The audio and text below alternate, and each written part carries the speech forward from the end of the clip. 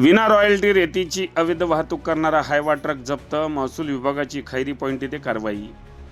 विना रॉयल्टी रेती वाहतूक करणारा हायवा ट्रक रायगाव महसूल पथकाने जप्त करून पोलीस स्टेशन वडकी येथे लावण्यात आला आहे। ही कारवाई रायगाव महसूल पथकाच्या वतीने आज दिनांक 7 डिसेंबर रोजी सकाळी 10:30च्या दरम्यान तालुक्यातील खैरी पॉईंट येथे करण्यात आली।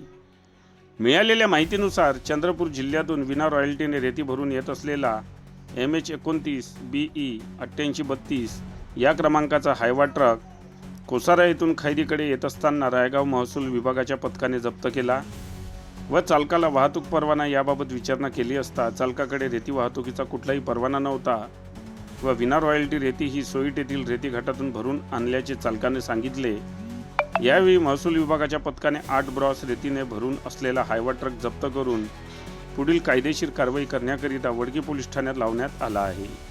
ही कारवाई उपविभागीय अधिकारी सुधीर पाटील, तहसीलदार अमित भोईटे यांचे मार्गदर्शनात मंडळ अधिकारी दिलीप चिडे, ग्राम महसूल अधिकारी नितीन जुमनाके, महसूल सेवक दीपक खिरटकर, उमेश चांदेकर, मनोज यात्राम यांनी केली आहे।